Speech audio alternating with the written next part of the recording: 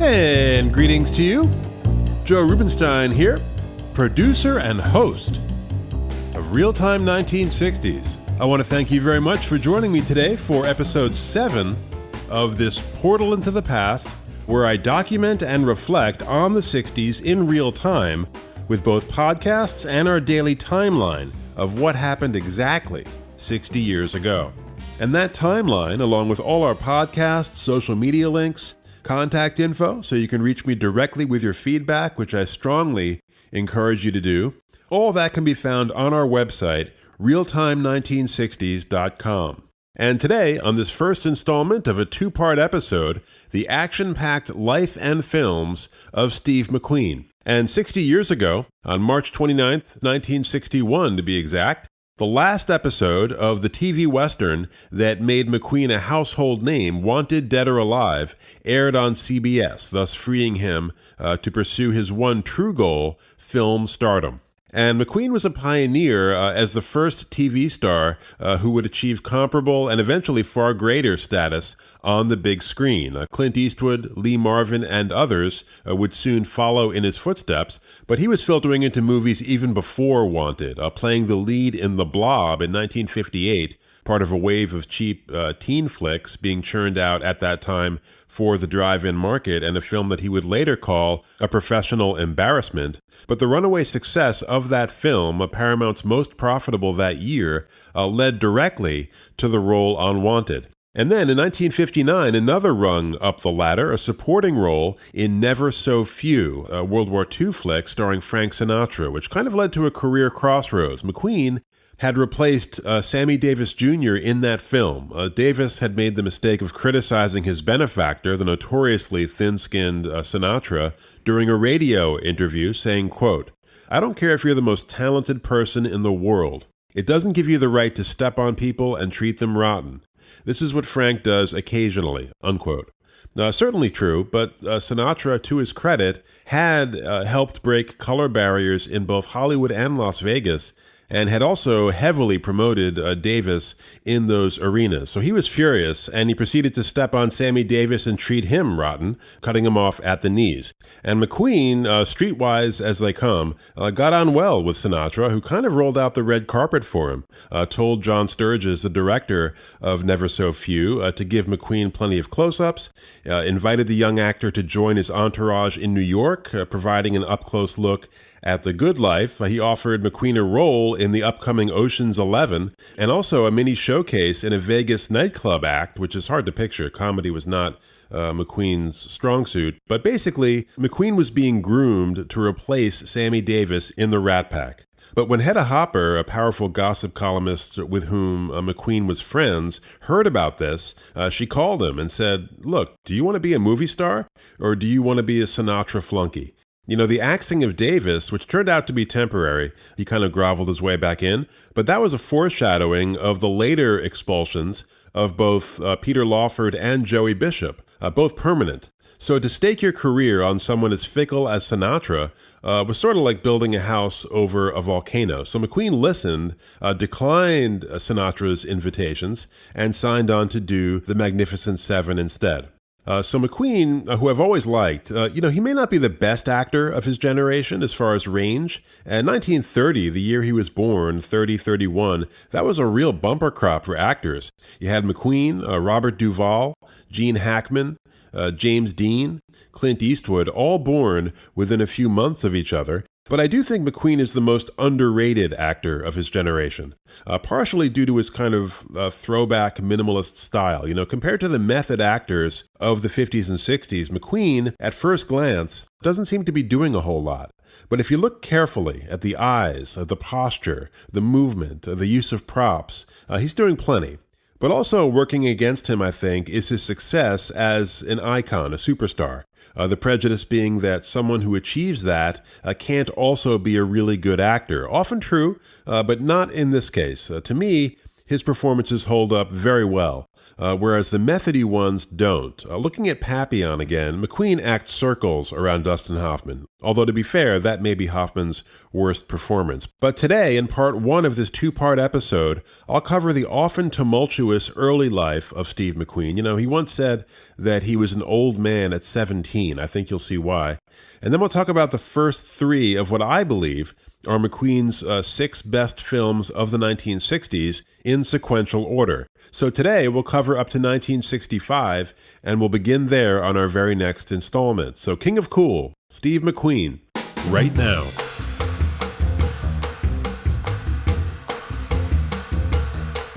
You know, there's a really good film called Shadowlands, released in 1993. Anthony Hopkins plays C.S. Lewis, who's just lost his wife to cancer.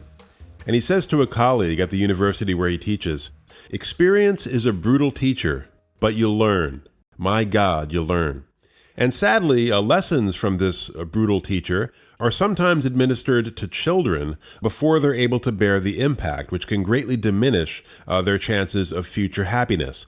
And Steve McQueen, not an especially happy person through most of his life, had a hard time trusting people, and that mistrust was learned early.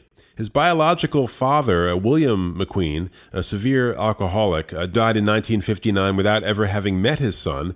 He took off soon after impregnating McQueen's 19-year-old mother, Julia Ann, known as Julian, also a serious alcoholic. So she too vanished 6 months after he was born, dropping the baby off at her Uncle Claude's farm in Slater, Missouri on her way out of town. Which is probably the best thing for him, actually. His great-uncle was tough and a taskmaster, but also a pretty stable guy who served as a good substitute father figure. But that stability was not to last. Julian suddenly reappeared when her son turned 7 and hustled him off to L.A., where he would be subjected to a string of new father figures, each worse than the last. The worst, Julian's eventual husband, was Hal Berry, who McQueen would later refer to as a prime son of a bitch. Berry's abuse of his previous wife is a matter of public record. It's detailed in divorce documents from the 1920s. He was a sadistic bully who would taunt his new stepson, and when he finally got the reaction he was looking for, use it as an excuse to beat him up.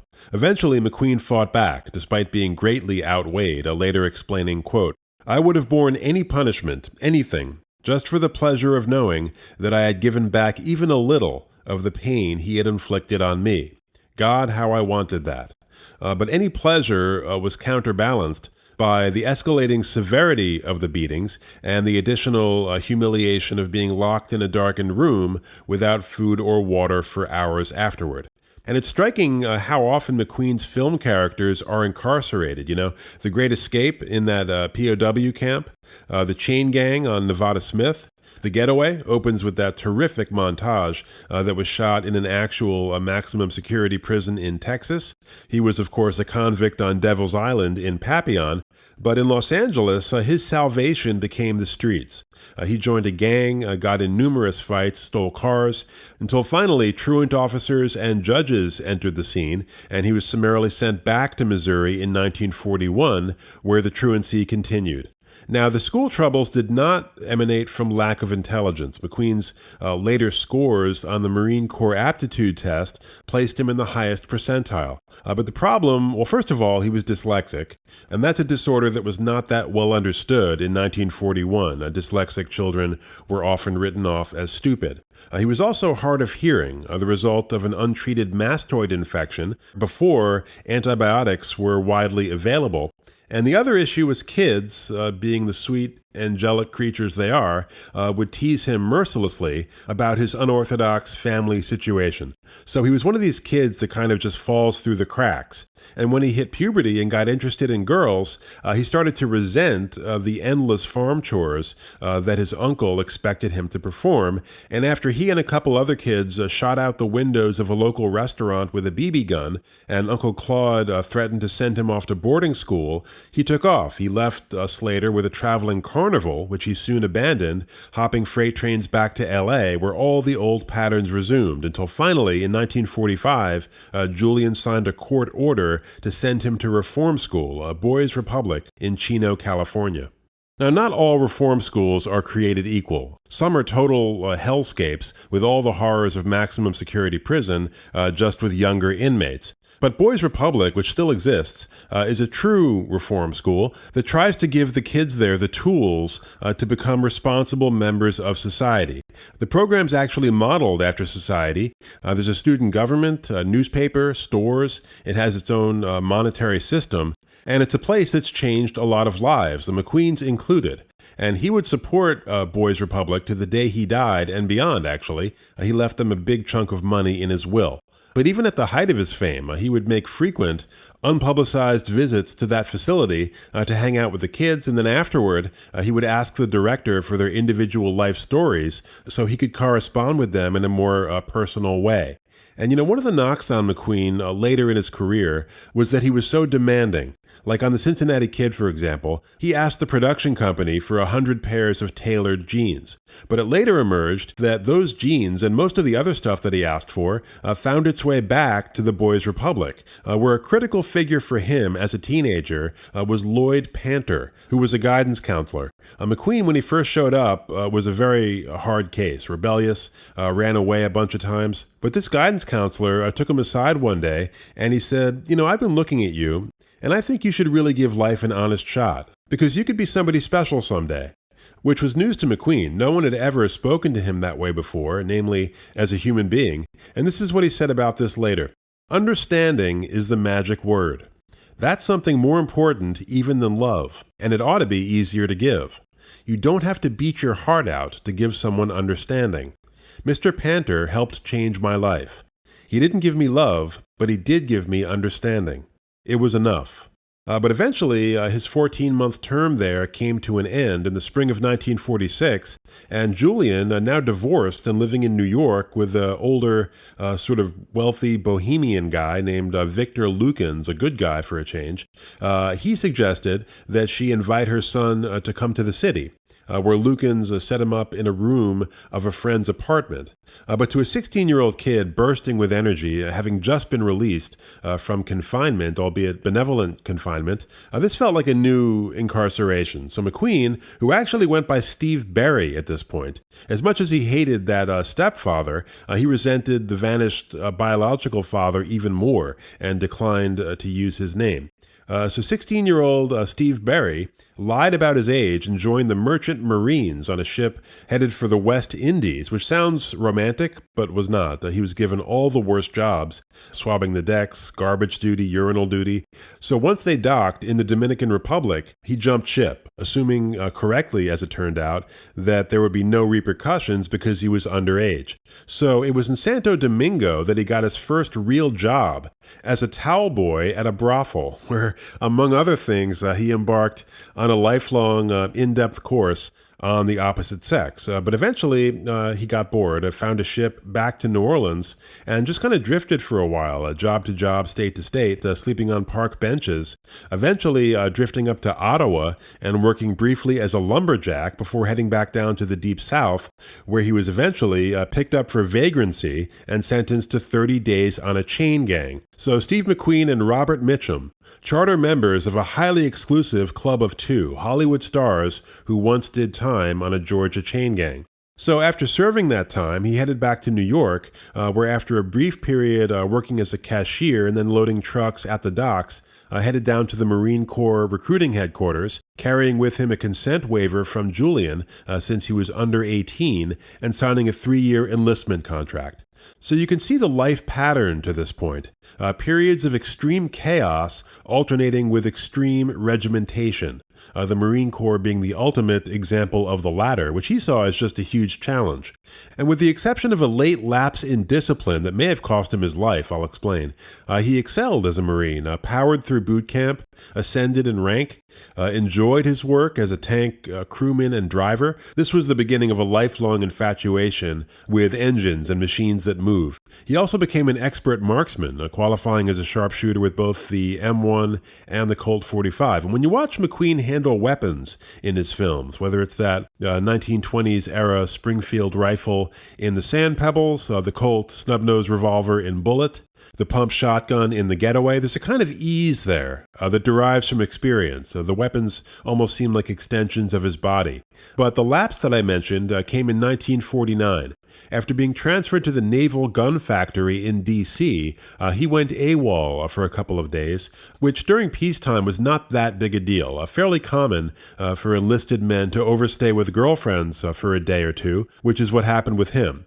But that AWOL, plus a minor scuffle with a patrolman, got him court-martialed and sentenced to 41 days in the brig, during which he was placed on a 2-week work detail renovating the engine room of a ship, which involved ripping out ceilings and pipes that were just loaded with asbestos. He later said that the air was so thick with these asbestos particles that he was choking. And of course, mesothelioma, an incurable cancer caused almost exclusively by asbestos exposure, would put him in his grave at the age of 50. Now, there was also asbestos in the flame protection suits and helmets that he wore when he raced cars and motorcycles, which may have played a role as well. But, there was a massive cover-up by the industrial giants that produced asbestos of the dangers involved with exposure. Studies manipulated, safety inspections blocked, workers were lied to, and so it wasn't really regulated as a hazardous air pollutant until 1971. So countless people paid the ultimate price so this multi-billion-dollar industry could maintain its bottom line. Disgusting. But that work detail was not intended to be a death sentence, obviously, and in general, McQueen viewed his time in the Marines positively, later saying, "It gave me discipline I could live with and a platform to jump off of. By the time I got out of the Marine Corps, I was able to cope with things on a more realistic level." And so he was honorably discharged in late April of 1950, just a couple of months before the start of the Korean War, so good timing. Steve McQueen never won an Oscar, but if the Academy ever gave out an honorary award for lead actor with the most eclectic resume, he would win that in a walk. In the early 50s in New York, he loaded bags at the post office, repaired TV sets, lugged radiators out of condemned buildings, ran errands for a local bookie, handcrafted sandals, recapped tires in a garage, sold encyclopedias door to door, made artificial flowers in a 3rd Avenue basement, worked as a model for true crime magazines. If you Google McQueen Crime Detective, you can see some of those magazine covers.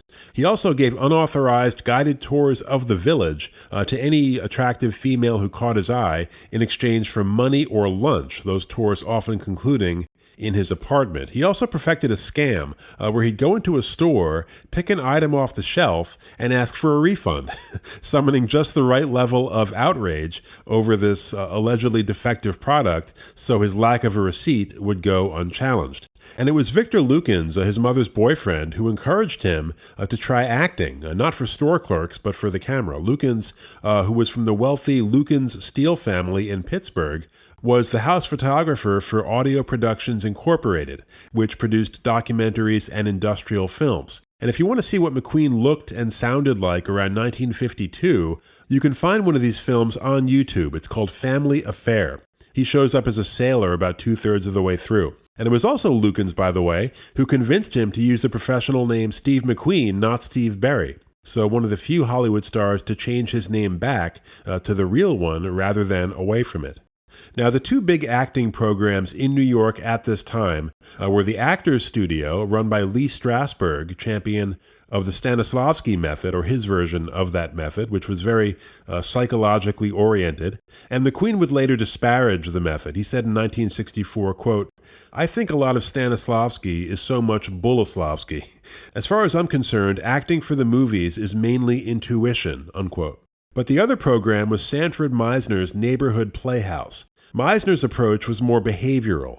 He emphasized actors getting out of their heads and reacting instinctively to the surrounding environment. So much more McQueen's bag. So that was his first stop, the Neighborhood Playhouse. And even though he was raw, like really raw, Martha Graham, the famous modern dancer and choreographer, was the dance instructor at the Neighborhood Playhouse. And when she told McQueen to go warm up on the first day of class, he went over and sat down on the radiator. But Meisner liked McQueen's untutored quality and valued his life experience and got him his first paying job, actually, in a Jewish play on the Lower East Side. The Yiddish theater was phasing out in the 1950s, but still existed. existed. So for $40 a week, blonde-haired Midwesterner Steve McQueen stood on stage and muttered, "Nothing will help" in Yiddish.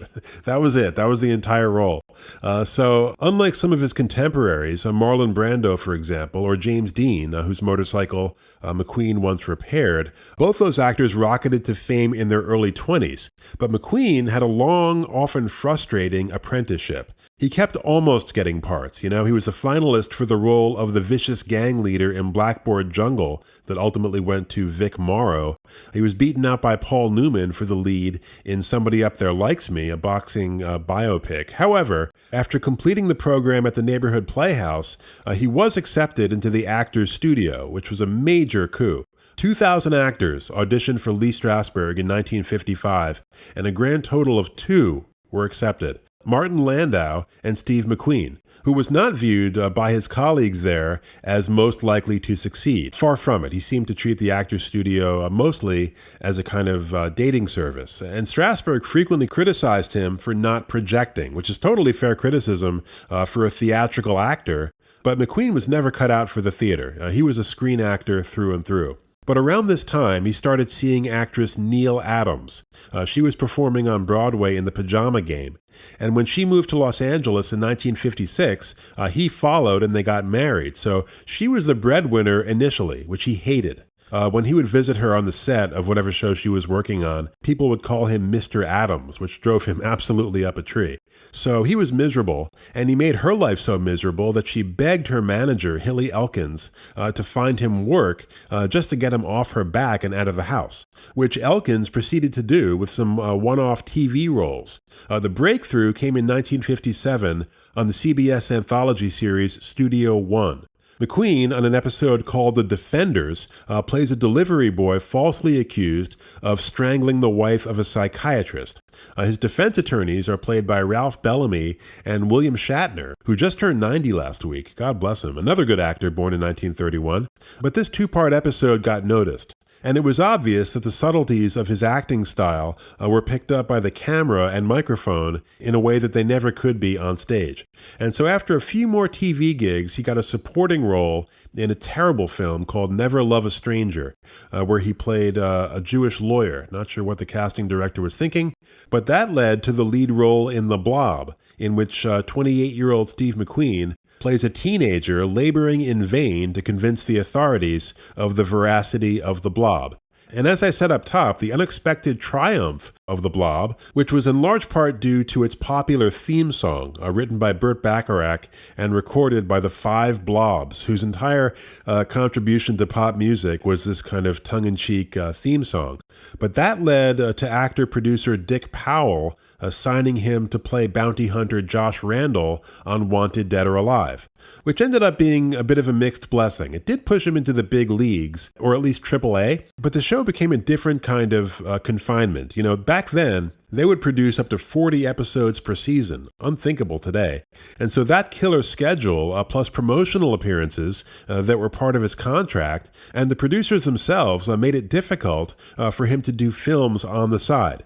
So when he was offered the part in The Magnificent Seven, they wouldn't let him go because they were in the middle of shooting season 2. So McQueen purposely drove a rented Cadillac into the side of a bank, which made the papers. And when he showed up at the production offices in a neck brace that he didn't actually need, production was halted and he went off to do the film. This entire stunt was actually dreamed up by his manager, who felt comfortable advising it because he knew that McQueen was a highly skilled driver who could pull it off safely, which he did, and it worked. Now, just a few words about the role of Josh Randall, the tough but ethical bounty hunter on Wanted Dead or Alive. It's a somewhat unusual role in that, well, first of all, bounty hunters in Westerns at that time were generally portrayed as bad people, amoral opportunists. But also this idea of the loner kind of roaming the Old West by himself. It kind of went against the grain of 50s TV Westerns, which generally had a family or family-type unit or community with which the protagonist was deeply integrated. On Gunsmoke, you had Sheriff Matt Dillon protecting Dodge City. On Bonanza, you had the Cartwright clan. On Rawhide, you had the team of drovers on an endless cattle drive. But McQueen's character is just kind of out there, a free agent, no family, no home to speak of, which kind of harkens back to the roles portrayed by some of McQueen's boyhood heroes. You know, Bogart, Cagney, John Garfield. Many of their roles have this dynamic, which would later evolve into Clint Eastwood's more distilled, kind of nastier loner in Sergio Leone's Man with No Name trilogy. But it's striking how many of these Wanted Dead or Alive episodes end with townspeople trying to get McQueen to stay in their community after he's proven himself, and him saying essentially thanks but no thanks, and kind of riding off by himself into the sunset. And you see that a lot in his films as well, like the last shot of Nevada Smith, him just going off by himself at the end. But this series, Wanted Dead or Alive, where he learned 1,000 times more about acting than he ever did at any of the programs in New York, it's where he really formed his style. But it was canceled after 94 episodes, thankfully, from McQueen's perspective, after a disastrous shift from Saturday to Wednesday night, where it went up against The Price is Right and lost. And so, other than 2 appearances on Alfred Hitchcock Presents, one with his wife, McQueen's career as a TV actor was done. Which brings us to the first of our top McQueen films of the 1960s. And I can't honestly tell you that McQueen was ever in an all-time classic film. If you look at the AFI list of 100 greatest American movies of all time, you won't find any McQueen films on there. Not that their word is gospel, but there are no Godfathers or Vertigos or Casablancas on his resume. However, he was in a number of very entertaining and influential films with elements of greatness in them. And he managed to work with some very fine directors along the way, including the underappreciated John Sturges, who began his career in 1932 as an editor, and then as a director had a real knack for assembling great supporting casts, which he certainly did for the first 2 films we'll discuss today. The first, The Magnificent Seven, is a remake of Kurosawa's 1954 epic, The Seven Samurai, which some regard as the best film ever made. I was unable to get through even one of its almost 4 hours, which is conceivably my fault. But The Magnificent Seven, like many of McQueen's films, was shot on location, a little less common back then. This one was shot in central Mexico. And while it may not reach the level of classic westerns like Shane or some of the John Ford pictures or The Wild Bunch, it's a solid, entertaining commercial film that helped initiate a very popular subgenre of the 60s and 70s, which to my knowledge has never been named. That is, films where a team of men, each with his own defining quirk or characteristic, is assembled to perform a dangerous task. I guess it kind of evolved out of those World War II pictures of the 40s and 50s where you had each soldier kind of representing a different ethnic group or regional background. But you see a lot of this in the 60s, in The Great Escape, which we'll discuss in a minute, in The Professionals, another Western released in 1966, also The Dirty Dozen, maybe the best of them. But in this film, a farming community is being plagued by a thuggish outlaw, Calvera, played by Eli Wallach, who with his gang runs a kind of perpetual shakedown operation. And so these farmers pool their resources and hire Yul Brynner, a Russian actor passed off in this film as a Cajun. And Brynner assembles a team of 7 gunmen to drive Calvera off for good. So a lot of the fun of this movie is watching the 7, this piranha tank of hungry young actors, McQueen, James Coburn, Charles Bronson, Robert Vaughn, watching each of them try to steal the picture. And McQueen, who plays a drifter named Vin Tanner, the first of the 7 hired, pulls every trick in the book to try and steal scenes from Yul Brynner, who at that time was coming off a big Broadway success with The King and I. And he carried himself kind of like a king, a huge ego, a big entourage. But McQueen, when they got to Mexico, pulled Robert Vaughn aside. Vaughn was a friend who would appear again with McQueen in Bullitt and The Towering Inferno. But McQueen said to Vaughn, "Hey man, have you seen Brynner's horse?" So Vaughn said, "Yeah, what about it?" So he said, "What do you mean, what about it? Look how big it is, man. It's huge. It's way bigger than ours. It's going to make us look ridiculous." And Vaughn thought he was kidding at first. But then McQueen started in on Brynner's gun, how it had a white handle, and how that was going to draw the camera away from them. So McQueen commenced a kind of guerrilla campaign to whittle King Brynner down to size. Starting with the very first scene they shot, Brynner is leading the 7 on horseback single file across a river. And so McQueen takes off his hat and dips it in the water to draw the camera. Later, sitting next to Brenner, he shakes his shotgun shells while Brenner's talking and holds them up to the sun before loading his rifle. He fusses with his Stetson, he whistles through his teeth, he tugs at his bandana. Actually, the funniest, Brenner was paranoid because the other actors were taller. McQueen was only about 5'10", but still a couple of inches taller than Brenner. So in a scene where the two of them stood next to each other, Brenner had an assistant pile up a mound of dirt, so he was taller than McQueen. But whenever he looked away, McQueen would kick the dirt, just kick it, until Brenner was standing in a hole. So this was now war. Brenner had an assistant whose only job was to keep a running tally of all of McQueen's various machinations. It finally came to a head when McQueen leaked a story to a movie magazine that he and Brenner were feuding, kind of an unsubtle way to level the playing field with the established star. So when Brenner saw this, he ordered McQueen to call the magazine and have it retracted. And McQueen told him in no uncertain terms what he could do with his orders. But you wouldn't necessarily guess this watching the film. McQueen and Brenner, all the seven actually, have good chemistry, while each, as I said, standing out with his own little quirk. Vaughn plays a cold-blooded killer who's secretly struggling with a panic disorder. Coburn plays a knife-throwing expert who says almost nothing. Bronson plays a kind of gentle giant, a tough guy who's also fond of children. So distinctive performances by that trio, all of whom would travel different paths to stardom. And high marks as well for the cinematography and the music. The theme of the Oscar-nominated score by Elmer Bernstein became very popular. It totally rips off Aaron Copland, but who cares? That's what popular culture is, right? Appropriation and development. And the visual compositions shot by Charles Lang, the framing, the spacing of the seven, the colors of those sunlit Mexican exteriors are excellent. I would say that this and the Sand Pebbles, which we'll discuss next time, may be McQueen's best photographed films. And The Seven is definitely part of the canon of iconic widescreen cinematography of that era. And as far as McQueen, obviously he had a leg up with all those Western TV episodes under his belt. But no false moves. He comes across totally authentic. Wallach is often very amusing. And this is the role that Sergio Leone remembered when he cast Wallach as Tuco, the ugly part of The Good, the Bad, and the Ugly in 1966. And Wallach was an accomplished scene stealer in his own right. McQueen actually picked up a trick from him that he used years later. Wallach had some gold teeth inserted for this film, which you see when he laughs. And McQueen did the same thing for Papillon in 1973. So you see the gold when he screams during the torture sequence. Nice touch. And Brenner in this film is also very good. Projects a kind of masculine power that you really can't fabricate. Now, is the film about anything?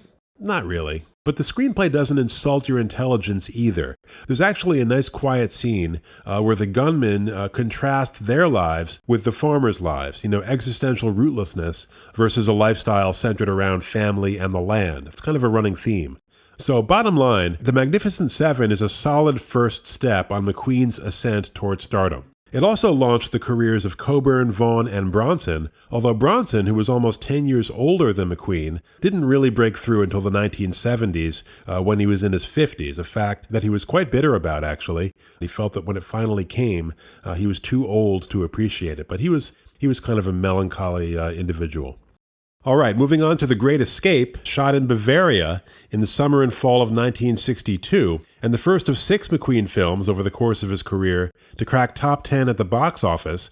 And this role, Air Force Captain Virgil Hiltz, really catapulted him into the category of international film star. So The Great Escape is a fictionalized version of a breakout by 76 POWs from a German prison camp called Stalag Luft 3 on March 24, 1944.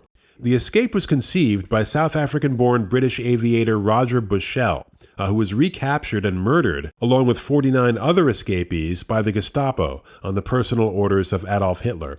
Richard Attenborough plays a thinly veiled version of Bushell in this film, and Attenborough reluctantly accepted an offer from McQueen to ride in the back of his motorcycle during a break one day. There was kind of a rivalry between the American and British actors on the set.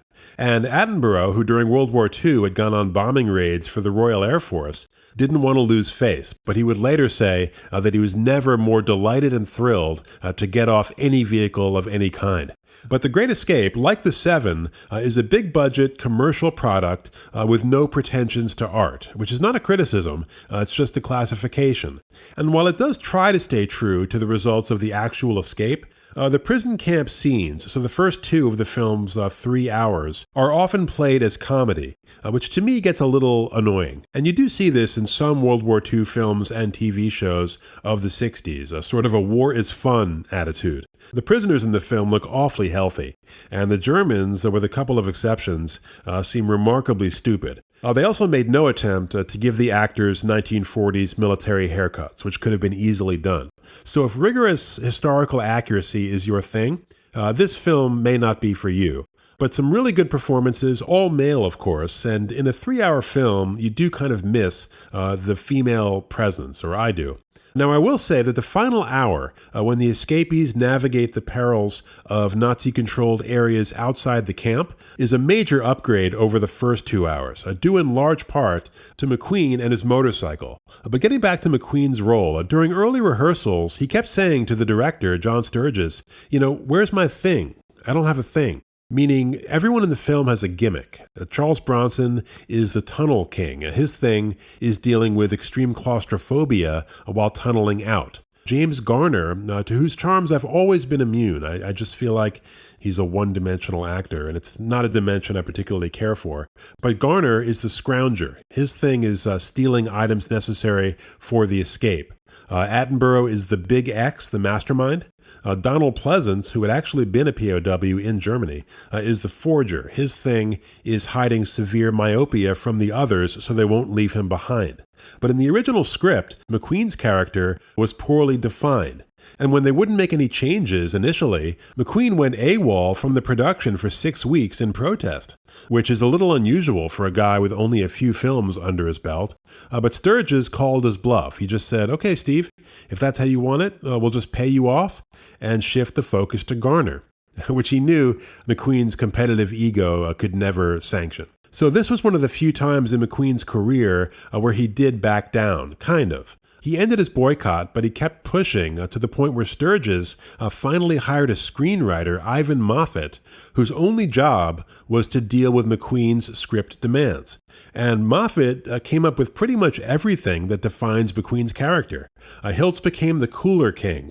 The cooler being the jail within the prison camp where McQueen is always confined. And it was Moffat who came up with McQueen throwing that baseball against the cooler wall to pass the time and annoy the German guards. He also added the scene where McQueen gets conned by the British officers into serving as a scout for the tunnel operation, which gives his character a kind of reckless heroism. But most important was the iconic motorcycle sequence in the final hour, which has no correspondence to any actual event.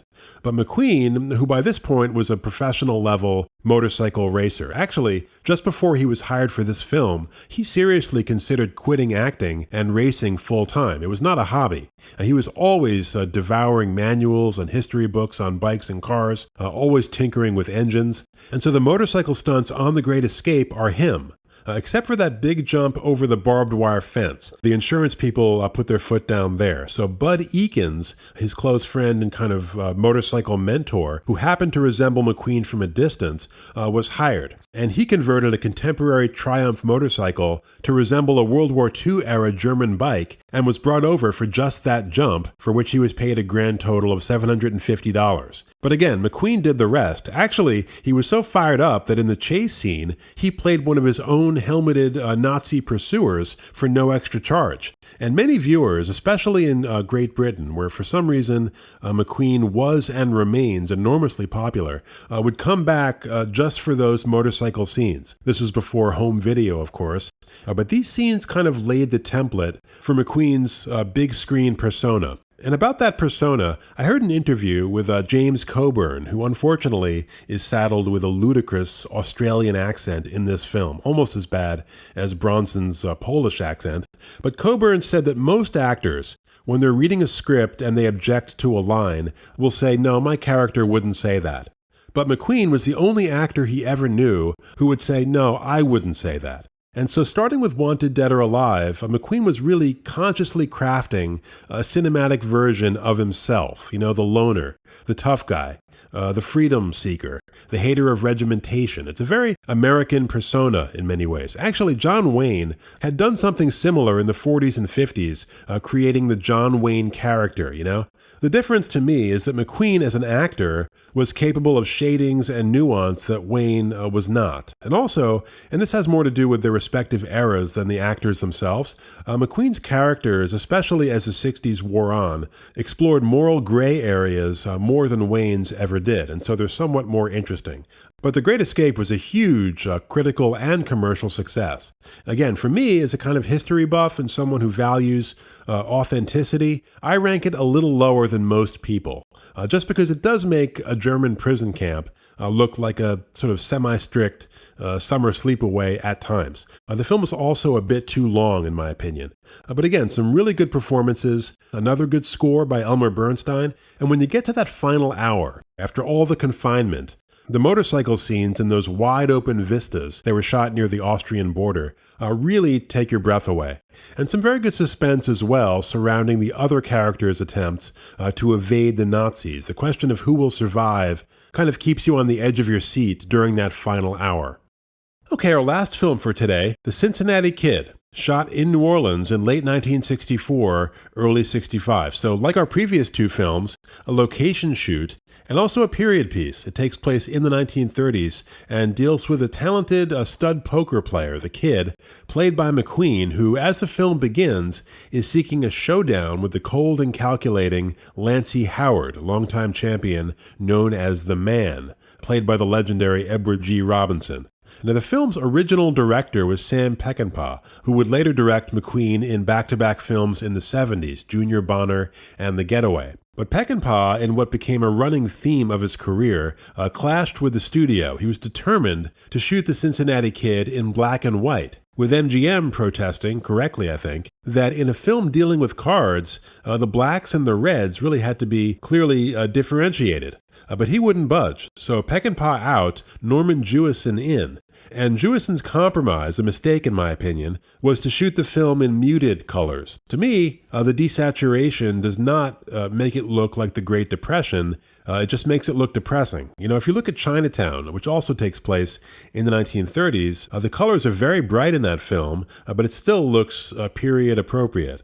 Now, another issue, and this was noted by critics back in 1965, are the many parallels between this film and The Hustler, released a few years earlier, where you had a similar kind of cocky up-and-comer with character flaws, the pool shark, played by Paul Newman. He too is on a collision course with an established cynical pro, played expertly by Jackie Gleason. Also in both films, you have pure artistry corrupted by malevolent outside forces. In The Hustler, that force is gangster George C. Scott, another great performance. Both Gleason and Scott were nominated but beaten out for Best Supporting Actor by George Chakiris in West Side Story. I would not have voted that way.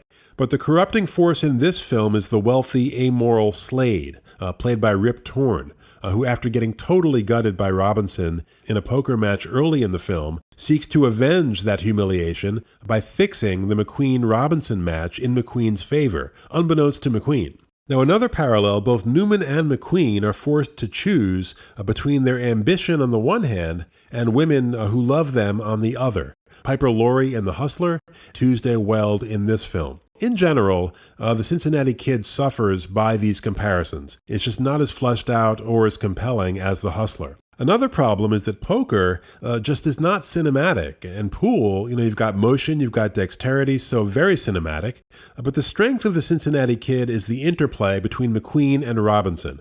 There's a scene during a break from their marathon match, and Robinson, who's presented as an almost satanic figure. The first time you see him, he's getting off a train in a cloud of smoke, and he's got this tight little beard. But in this scene, he kind of verbally bores in on McQueen.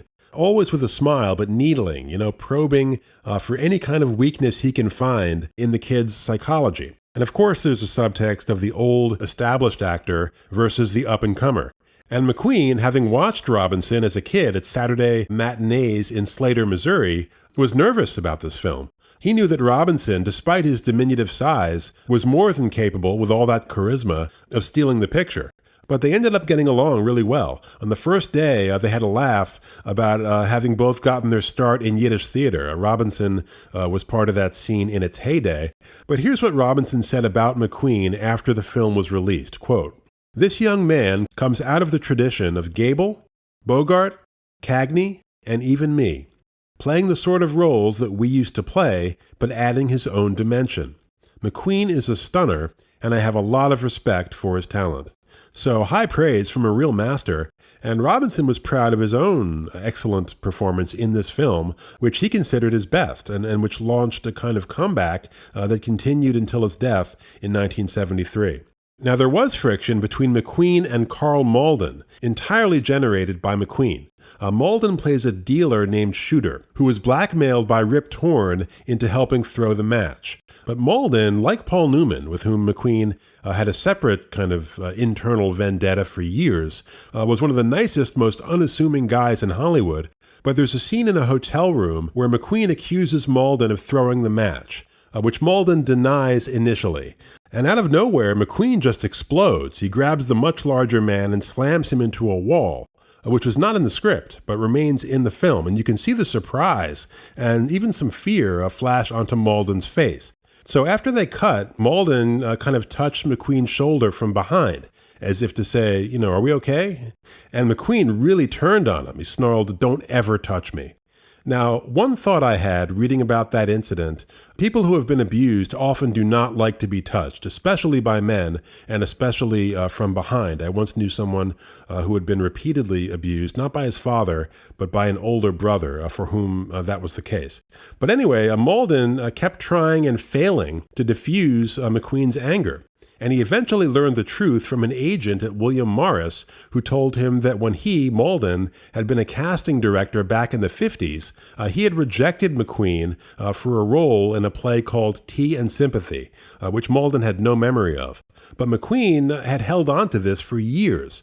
So here's an example of McQueen's inability, or perhaps unwillingness, to let things go. Similar to Michael Jordan, who when he was playing, he would often fabricate slights by opposing players or coaches to motivate himself. McQueen was always looking for an edge.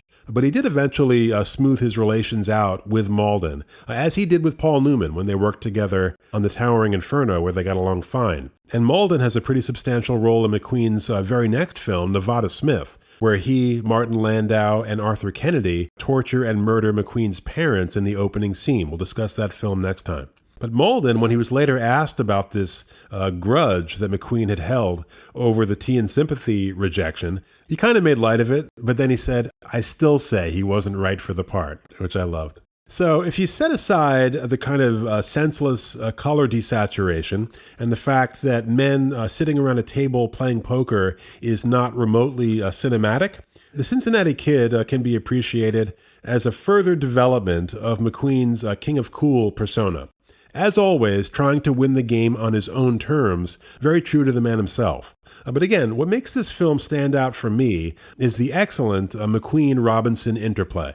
And despite the critics' unfavorable comparisons to The Hustler, with which I generally agree, this was a big box office success for McQueen in '65 after a not-so-hot '64, when he released 3 films. Love with the Proper Stranger has its moments, with some good chemistry between McQueen, who plays a musician, and Natalie Wood, who in the opening scene informs him that she's pregnant with his child, the result of a one-night stand he doesn't remember. There's actually a compelling scene in that film depicting a back alley abortion, or almost abortion. McQueen whips her out of there, but that film is mortally wounded, I think, by some really unfunny ethnic comedy, with Natalie Wood's Italian-American family just yelling and yelling. And then the other 2 films from '64 were total stinkers, Soldier in the Rain and Baby the Rain Must Fall. So McQueen actually took a step back in his career after The Great Escape. But this film, The Cincinnati Kid, was the beginning of a real hit streak, the first of 5 films released between 1965 and '68 that just killed it at the box office and established him as a bona fide star. A quick look at our next episode right after this. Your feedback is important to us. on Twitter at Realtime1960s, on our Facebook page, or you can email the program, realtime1960s@gmail.com. Really, however you'd like to engage with us, we love engaging with you. And if you'd like to join our family and help us continue to bring you great content, please go to patreon.com/realtime1960s and subscribe. Coming up on episode 8 of Realtime 1960s, King of Cool, Steve McQueen Part 2, as we track the actor's ascent to icon status and examine what I believe are his best films from the latter portion of the 60s, Nevada Smith, The Sand Pebbles, and Bullet. And after I break down those films, I will give you my personal ranking of his top 10 films overall. Don't forget to visit us at realtime1960s.com for our timeline, each and every podcast, links to social media, how to reach us directly, everything you need to know about this portal into the past that we are creating. Thanks so much for joining us. Take care, and I'll see you soon.